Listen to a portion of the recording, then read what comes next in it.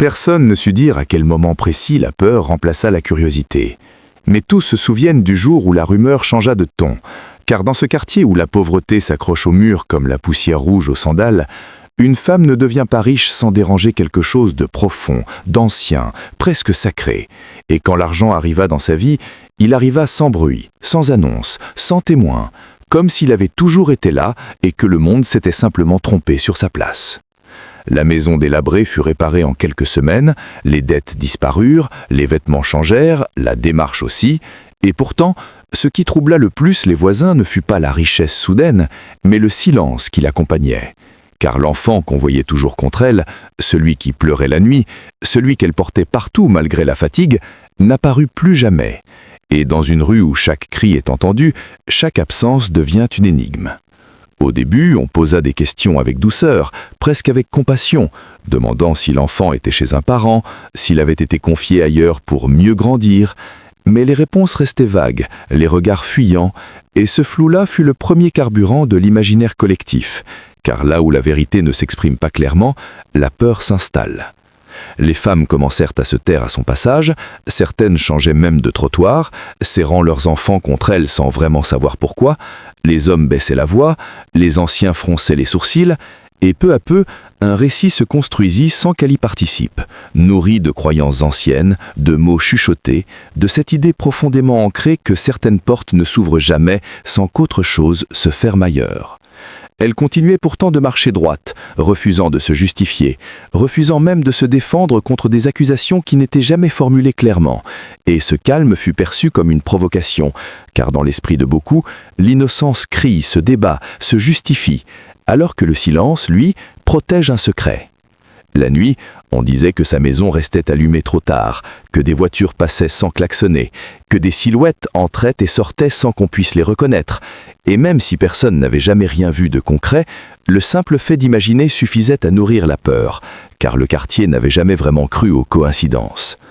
On commença à évoquer des cercles fermés, des promesses murmurées, des chemins rapides vers la richesse, et surtout, un mot que personne n'osait dire à voix haute mais que tout le monde pensait, un mot lourd, chargé d'histoires sombres racontées à la lueur des lampes à pétrole, un mot qui transforme une femme en symbole, puis en menace. Les anciens finirent par se réunir, non pas pour l'accuser, mais pour comprendre. Et ce verbe-là, dans ce contexte, sonnait déjà comme un jugement, car comprendre signifiait faire parler, faire avouer ou faire céder. Lorsqu'elle fut convoquée, elle se présenta seule, sans arrogance, sans peur apparente, vêtue simplement, le regard ferme. Et face à elle, les regards n'étaient plus ceux de voisins, mais ceux d'un collectif inquiet, cherchant à apaiser sa propre angoisse en donnant un visage au mal supposé. Les questions furent posées lentement, avec prudence, mais chaque silence entre elles pesait plus lourd que les mots, car ce que tous voulaient savoir n'était pas comment elle avait réussi, mais ce qu'elle avait perdu pour y arriver. Elle répondit peu, refusant d'alimenter un récit qui ne lui appartenait déjà plus, et ce refus fut interprété comme une confirmation implicite, car dans certaines sociétés, ne pas expliquer revient à défier. En rentrant chez elle ce soir-là, elle trouva un signe tracé devant sa porte, maladroit, anonyme, mais chargé de sens. Et même si personne ne l'avait menacée ouvertement, elle comprit que la rumeur avait cessé d'être une simple histoire pour devenir une force collective, capable de justifier l'exclusion, la violence symbolique, ou pire encore.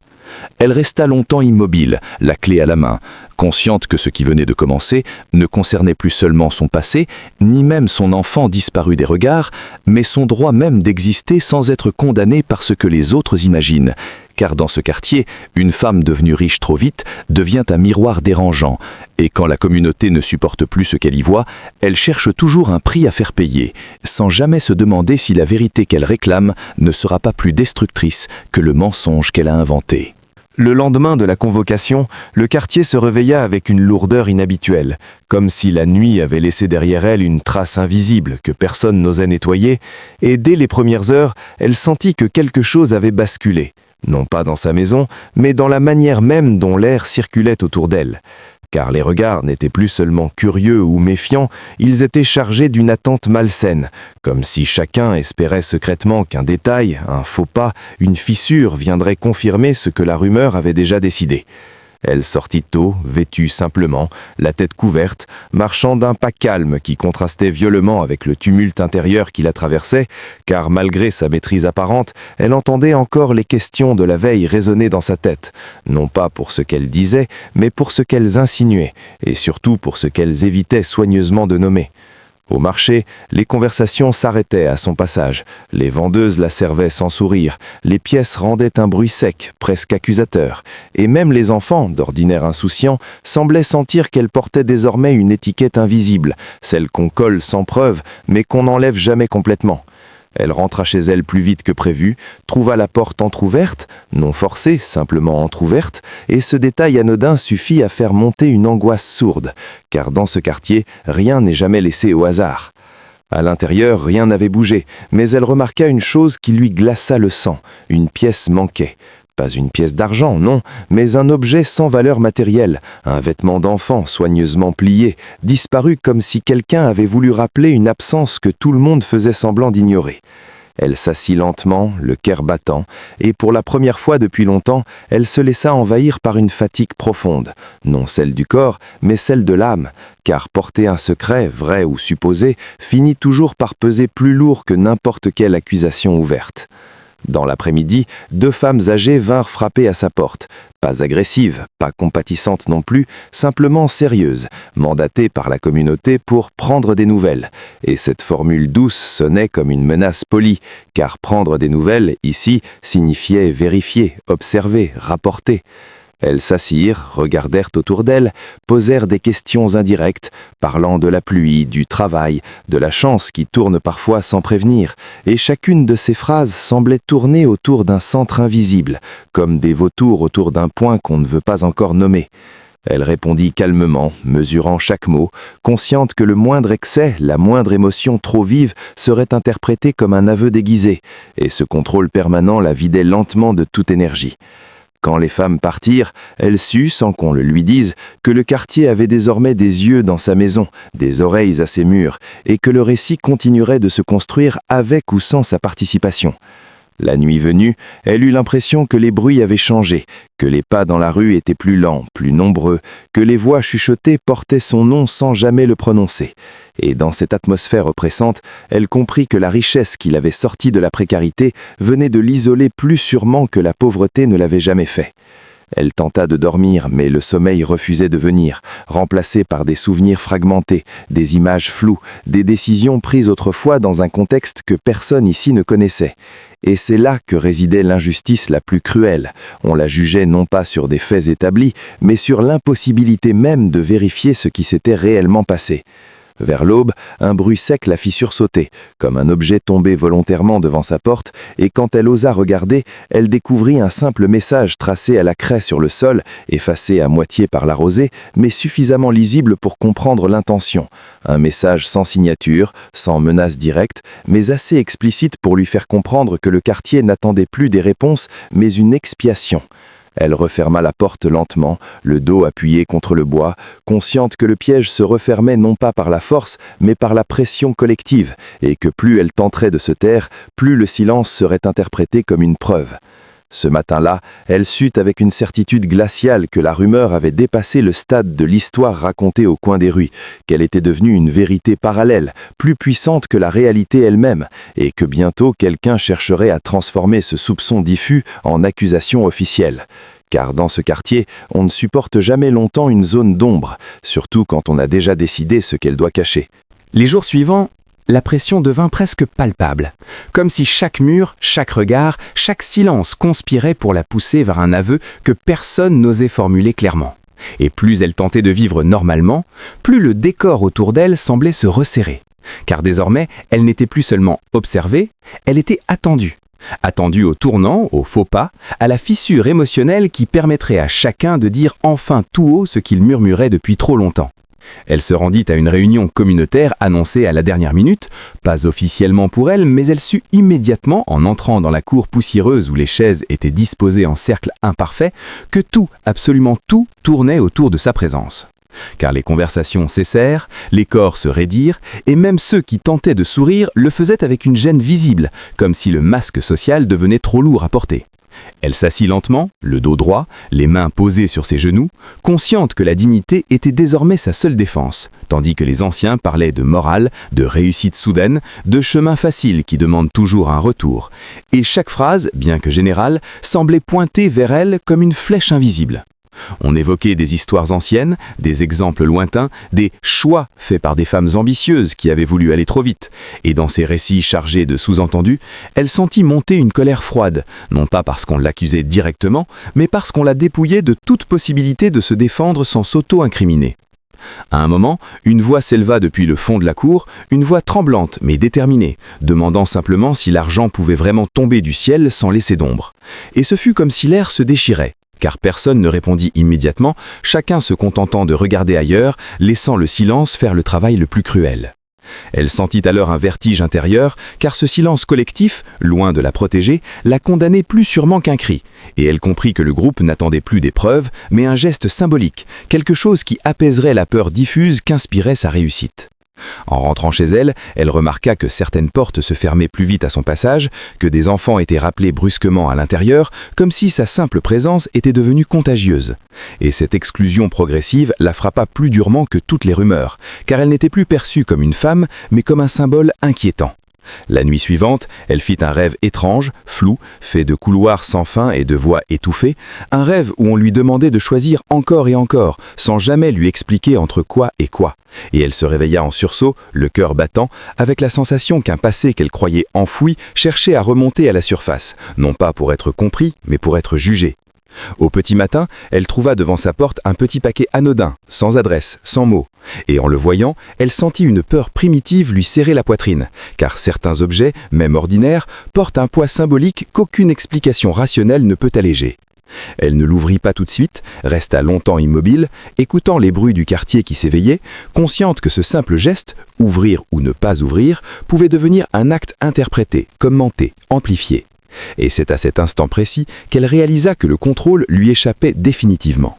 Quand elle se décida enfin, ses mains tremblaient légèrement, non de culpabilité, mais d'anticipation, car elle savait que quoi qu'elle découvre, cela ne ferait qu'alimenter un récit déjà écrit sans elle.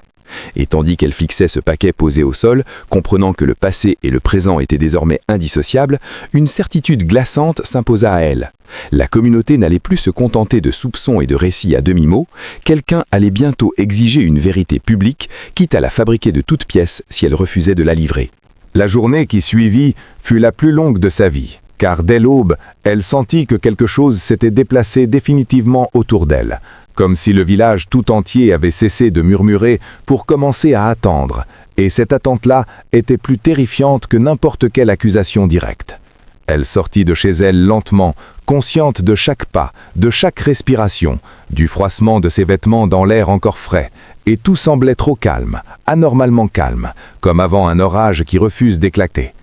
Les regards qu'elle croisait n'étaient plus curieux, mais lourds, chargés d'un mélange de peur, de fascination et de condamnation silencieuse. Et même ceux qui l'avaient autrefois félicité pour sa réussite détournaient désormais les yeux, comme si la richesse elle-même était devenue une preuve de faute. Dans la matinée, un message indirect lui parvint.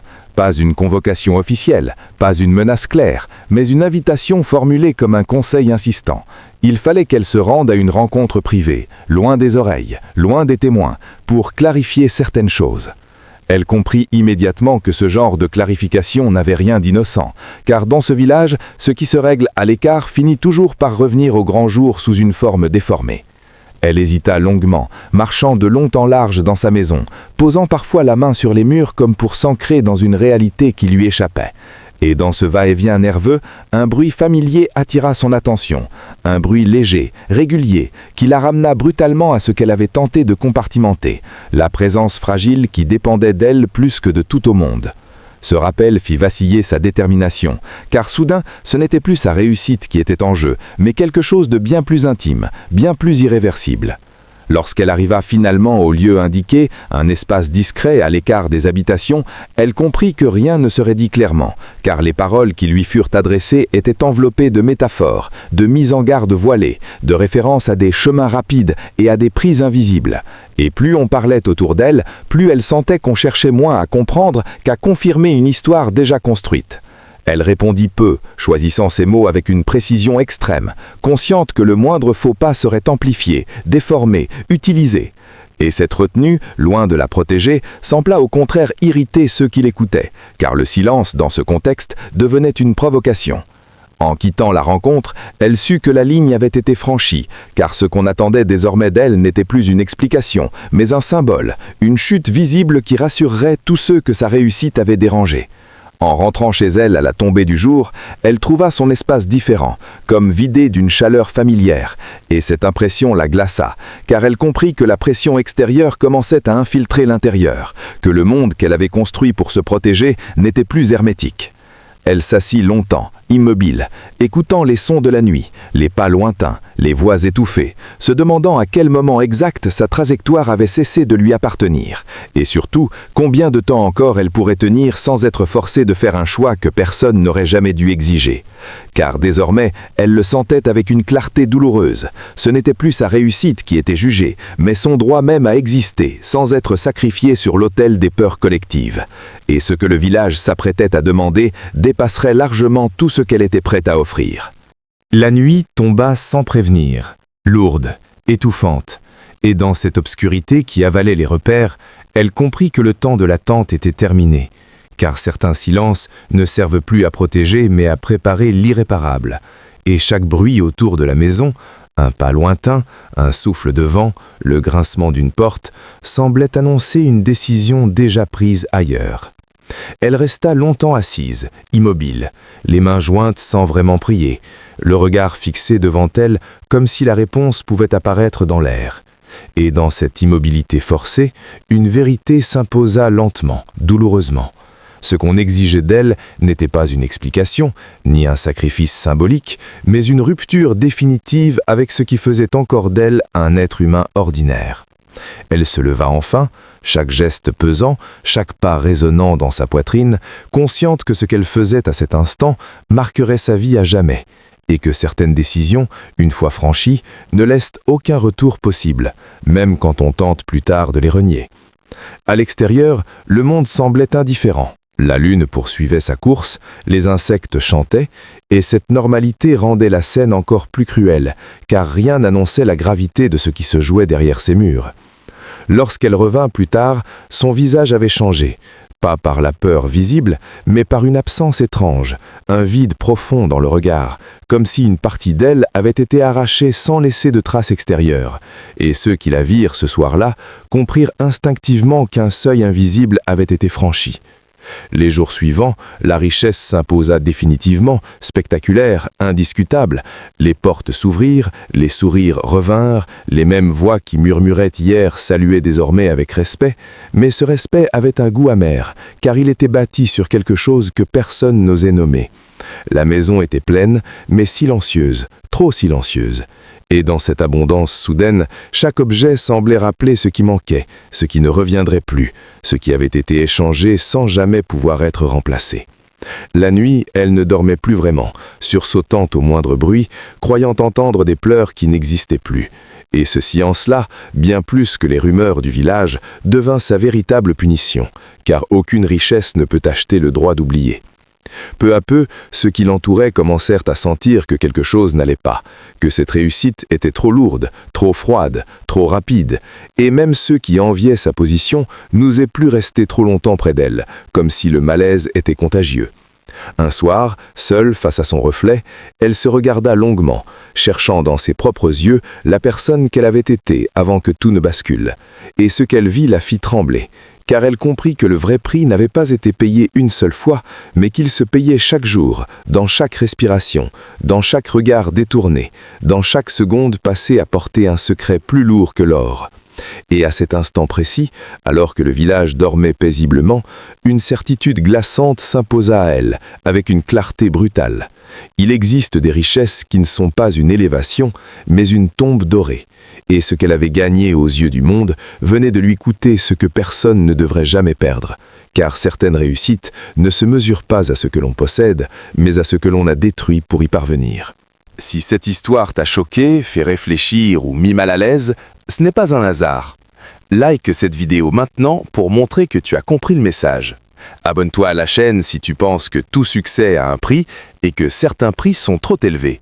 Active la cloche pour ne rater aucune histoire, certaines divertissent, d'autres avertissent. Dis en commentaire jusqu'où irais-tu pour réussir et surtout, où fixerais-tu la limite? Partage cette histoire avec quelqu'un qui croit encore que l'argent peut tout réparer. Souviens-toi, quand une réussite exige le silence, la peur et la perte de soi, ce n'est plus une bénédiction, c'est une condamnation.